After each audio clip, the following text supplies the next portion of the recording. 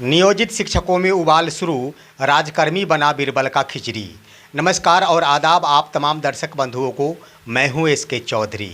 दोस्तों, बिहार के नियोजित शिक्षकों के लिए राजकर्मी का दर्जा बीरबल का खिचड़ी बनकर रह गया है, जिसके अंतर्गत जहां एक से बढ़कर एक ख्वाबी पुलाव बिहार के तमाम नियोजित शिक्षकों को खिलाए जाते हैं, वहीं शिक्षकों से संबंधित स्थानांतरण एवं पदस्थापन के लिए बनाई गई समिति की पहली बैठक ही टल जाती है। आखिर इसके पीछे का कारण क्या है? क्या बिहार के तमाम नियोजित शिक्षक राजकर्मी बन पाएंगे या फिर नहीं बन पाएंगे? बिहार के सक्षमता उत्तीर्ण शिक्षकों को सेवा निरंतरता का लाभ मिल पाएगा या फिर नहीं मिल पाएगा, या फिर शिक्षकों को यूं ही आशावान बनकर शिक्षा विभाग के हाथों गुलाम बनकर जिंदगी व्यतीत करना होगा? इससे पहले कि हम इन तमाम बिंदुओं पर विस्तार पूर्वक चर्चा करें, अगर आपने अभी तक हमारे इस चैनल सुसत्य वचन को सब्सक्राइब नहीं किए हैं तो कृपया सब्सक्राइब कर लेंगे। दोस्तों, बिहार के तमाम नियोजित शिक्षकों का सब्र का बांध टूटते जा रहा है और जिसका नतीजा है कि शिक्षकों में उबाल आना शुरू हो गया है। इसका सबसे बड़ा कारण ये है कि बिहार के ढेर सारे नियोजित शिक्षक जो सक्षमता उत्तीर्ण हो चुके थे, उनकी पहली मांग थी कि शिक्षकों को राजकर्मी का दर्जा मिलना चाहिए। हमने सक्षमता परीक्षा उत्तीर्ण होकर दिखा दिया है। इसके अंतर्गत शिक्षकों की मांग ये भी थी कि ऐच्छिक स्थानांतरण का भी लाभ मिलना चाहिए, साथ ही साथ सेवा निरंतरता का भी लाभ मिलना चाहिए। जहां निवर्तमान एसीएस के पाठक शिक्षकों के एक भी बिंदु पर विचार नहीं करते थे और उनकी बातों को सिरे से खारिज कर दिया करते थे, वहीं नए एसीएस डॉक्टर एस सिद्धार्थ द्वारा शिक्षकों को बार बार ये कहते हुए भरोसा दिया जाता है कि हम हमेशा शिक्षकों के पक्ष में हैं। दोस्तों, बिहार के नियोजित शिक्षक एसीएस डॉक्टर एस सिद्धार्थ के ऊपर भरोसा करते हुए किसी भी बिंदु पर अपने मुंह खोलने को तैयार नहीं है और जो भी शिक्षा विभाग द्वारा आदेश जारी किया जाता है, बेहिचक बिहार के नियोजित शिक्षकों द्वारा उसे स्वीकार किया जाता है, क्योंकि शिक्षकों के मन में ये बातें बैठ गई है कि नए एसीएस डॉक्टर एस सिद्धार्थ द्वारा निश्चित रूप से नियोजित शिक्षकों के पक्ष में ही फैसले लिए जाएंगे और उनके भविष्य के निर्माण हेतु निश्चित रूप से कदम उठाए जाएंगे।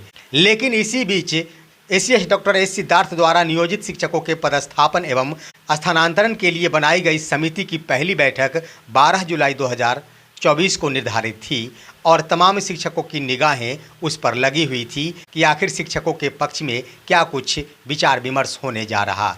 लेकिन दोस्तों, दोपहर 3 बजे से होने वाली बैठक अचानक ही टल गई और कोई भी पदाधिकारी जो इसके सदस्य एवं अध्यक्ष थे, उन्होंने इस बैठक में शामिल होना मुनासिब नहीं समझा या फिर किसी अनिवार्य कार्य में फंसे रहने के कारण इस बैठक को ही टाल दी। दोस्तों, हालांकि अगली बैठक इसके लिए कब निर्धारित की जाएगी, इसकी तिथि की घोषणा अभी तक नहीं हुई है, लेकिन इस बात की घोषणा पूर्व में ही हो चुकी है कि 15 दिनों के अंदर ही समिति को इस आशय का रिपोर्ट देना है कि आखिर बिहार के शिक्षकों का पदस्थापन एवं स्थानांतरण की नई नीति क्या होगी। वहीं दोस्तों, बैठक के स्थगित हो जाने से बिहार के नियोजित शिक्षकों में एक नया उबाल इसलिए पनपना शुरू हो गया है कि बिहार के शिक्षक किसी भी बिंदु पर अब मुंह खोलते नहीं है, सिर्फ व सिर्फ एसीएस के कथनों पर विश्वास करते हुए अपने भविष्य के लिए शिक्षा विभाग द्वारा लिए गए निर्णय का इंतजार करते हैं। लेकिन अब लगने लगा है और शिक्षकों को यह महसूस होने लगा है कि ऐसा न हो कि शिक्षकों को ठगने का प्रयास किया जा रहा है और शिक्षकों को मुंह बंद करने के लिए ख्वाबी पुलाव खिलाया जा रहा है। ऐसा न हो कि शिक्षक मुंह देखते ही रह जाए और शिक्षा विभाग को जो करना है वो कर ले। इसके क्रम में आप सभी अवगत है कि बिहार के तमाम शिक्षकों के लिए ऐप के माध्यम से ऑनलाइन अटेंडेंस की प्रक्रिया लागू कर दी गई और शिक्षकों ने इसे सहर्ष स्वीकार भी कर लिए। उन्होंने इस मुद्दे पर इस बात के लिए भी आवाज़ें नहीं उठाई कि आखिर शिक्षक अपने ही संसाधन से अटेंडेंस क्यों बनाएंगे। उन्होंने इसलिए भी आवाज़ नहीं उठाई कि आखिर शिक्षा विभाग को 24 घंटे हमारे लोकेशन को ट्रैक करते रहना ये कहीं से भी संवैधानिक अधिकार नहीं बनता है। शिक्षकों ने इस बात के लिए भी आवाज़ें नहीं उठाई कि जब ऐप के माध्यम से अटेंडेंस बनना शुरू होगा तो आखिर शिक्षकों को आधी छुट्टी कब मिलेगी। 1 दिन 2 दिन की छुट्टी तो मिलती है, लेकिन शिक्षकों के छुट्टी के प्रावधान में आधे दिन की भी छुट्टी होती है और जब ऐप के माध्यम से अटेंडेंस बनाने की प्रक्रिया जारी है तो आधे दिन की छुट्टी कैसे मिल पाएगी। वहीं दोस्तों, जब ऐप के माध्यम से ही ऑनलाइन अटेंडेंस की प्रक्रिया जारी है, इसके लिए शिक्षकों ने इस बात के लिए भी आवाज़ें नहीं उठाई कि आखिर हमारी छुट्टी की स्वीकृति कैसे होगी। दोस्तों, तमाम बिंदुओं पर शिक्षक अपना मुंह बंद करके रखे क्योंकि नए एसीएस डॉक्टर एस सिद्धार्थ ने शिक्षकों के पक्ष में ये कहा था कि हमारी सोच शिक्षकों के लिए सकारात्मक है और शिक्षकों के अंदर की बात हम भली भांति समझ चुके हैं। इन्हीं बातों को लेकर शिक्षकों द्वारा कोई भी सवाल नहीं उठाया जा रहा था, सिर्फ इंतजार किया जा रहा था। लेकिन एक बात जरूर है कि एसीएस डॉक्टर एस सिद्धार्थ के ऊपर शिक्षकों ने बहुत ज़्यादा ही भरोसा किया है। अगर भरोसे का एक कण भी टूटता नजर आता है तो शिक्षक इसे कतई बर्दाश्त नहीं करेंगे। एक बहुत बड़ा उबाल बनकर उभरेगा बिहार में, क्योंकि बिहार के शिक्षकों की बस यही मंशा है कि तमाम शिक्षकों को राजकर्मी का दर्जा मिलना चाहिए, साथ ही साथ सेवा निरंतरता का भी लाभ मिलना चाहिए। शिक्षक इन्हीं बिंदुओं को लेकर विवश है, परंतु उनकी व्यवस्था अब मजबूरी का शिकार होने लगी है और शिक्षक भी ये समझने लगे हैं कि हमारी मजबूरियों का हम खुद ही शिकार हो जाए।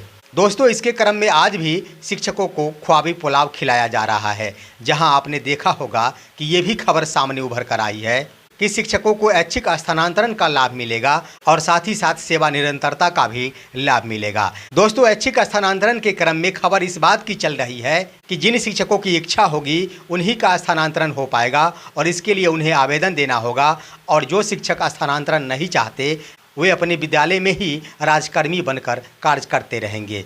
यानी ऐच्छिक स्थानांतरण का ये मतलब नहीं होता दोस्तों। ऐच्छिक स्थानांतरण का मतलब ये होता है कि स्थानांतरण तो हर हाल में होगा, लेकिन शिक्षकों के मन के मुताबिक होगा। यानी शिक्षक जिस प्रखंड में जाना चाहेंगे वहां जा सकते हैं। इसे ही कहा जाता है ऐच्छिक स्थानांतरण।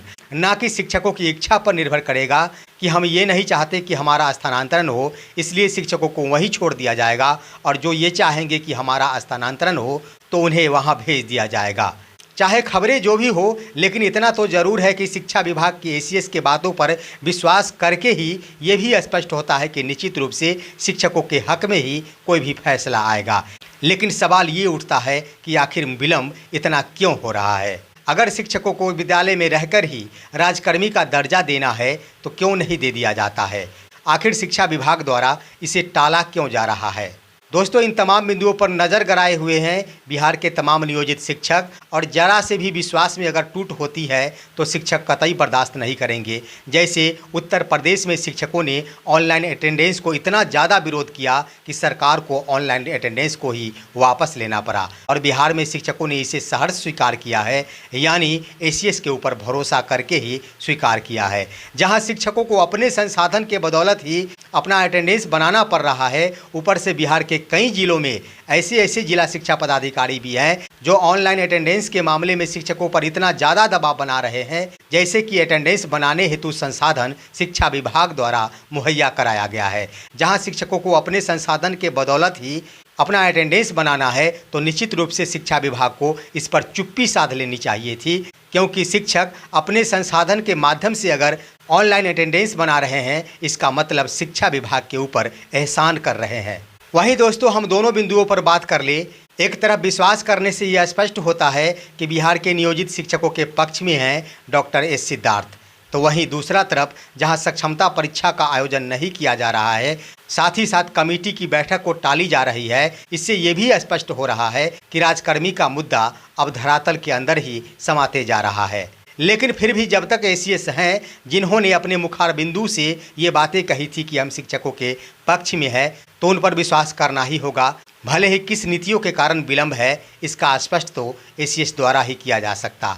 लेकिन हम कहना चाहेंगे दोस्तों कि अगर ये खबर सही है कि शिक्षकों को ऐच्छिक स्थानांतरण, यानी अगर शिक्षक चाहेंगे स्थानांतरण तभी हो पाएगा, अन्यथा नहीं हो पाएगा, यानी विद्यालय में रहते हुए ही शिक्षकों को राजकर्मी बना दिया जाएगा, इसका मतलब है कि शिक्षकों को सेवा निरंतरता का लाभ निश्चित रूप से मिल जाएगा।